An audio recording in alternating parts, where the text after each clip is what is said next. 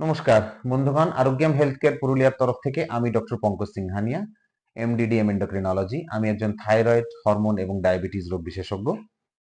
আমরা আজকে ডায়াবেটিসের একটা খুব সাধারণ এবং খুব চিন্তার কারণ নিয়ে কথা বলবো, সেটা হচ্ছে কোলেস্টেরল। কোলেস্টেরল কথাটা সাধারণভাবে চলে, যদি গোটাটাকে একসাথে বলি তাহলে লিপিড প্রোফাইল বা রক্তের মধ্যে নানান রকমের চর্বি যেগুলো থাকে সেগুলো টোটাল কোলেস্টেরল হতে পারে, এলডিএল হতে পারে, এইচডিএল হতে পারে, ট্রাইগ্লিসারাইড হতে পারে বা অন্য রকমের কোলেস্টেরল হতে পারে। প্রত্যেকটা ডায়াবেটিস পেশেন্টকে, বিশেষ করে বয়স্ক ডায়াবেটিস পেশেন্টদের যাদের বয়স 20, 30 বা 40-এর উপরে, আমরা তাদের বছরে একবার, কখনো প্রয়োজন হলে 6 মাসে একবার লিপিড প্রোফাইল বা কোলেস্টেরল টেস্ট করতে বলি। এই টেস্টের মানেটা কি, উদ্দেশ্যটা কি? এই ব্লাড টেস্টের মাধ্যমে, যেটা খালি পেটে করা উচিত বা এখন আমরা খালি পেট ছাড়াও করি অনেক সময়, আমরা বোঝার চেষ্টা করি যে ব্লাডের মধ্যে কোলেস্টেরল বা চর্বির মাত্রা কেমন আছে। এটার মধ্যে দুটো খুব গুরুত্বপূর্ণ, এলডিএল আর ট্রাইগ্লিসারাইড। এলডিএলটা হচ্ছে ব্যাড কোলেস্টেরল।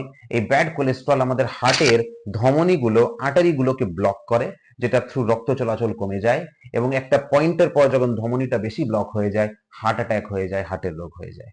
আর ট্রাইগ্লিসারাইডটা কি? ট্রাইগ্লিসারাইডটা একটা এরম ধরনের চর্বি যেটার জন্য যদি খুব বেড়ে যায় তাহলে প্যানক্রেটাইটিস বা সিভিয়ার পেট ব্যথা, খুব পেট ব্যথা হয়ে প্যানক্রিয়াসের প্রবলেম হতে পারে।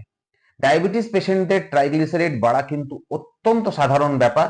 300, 400, 500 ট্রাইগ্লিসারাইড যে কোনো মানুষের আমরা দেখছি ডায়াবেটিস পেশেন্ট, নর্মাল হলো 150-র নিচে।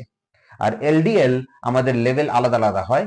আমরা এলডিএল লেভেল 100-র নিচে রাখি, কখনো 70-এর নিচে রাখি, কখনো 50-এর নিচে রাখি, এবং যাদের হার্টের রোগ আছে আগে থেকে তাদের আমরা অনেক সময় 35-এর নিচেও এলডিএল করে থাকি। এখন বলা হয় যে যত কম এলডিএল তত ভালো, যদি এলডিএলটা 0 হয়ে যায় তাহলেও চিন্তা করবেন না, এলডিএল খারাপ, সবসময় খারাপ।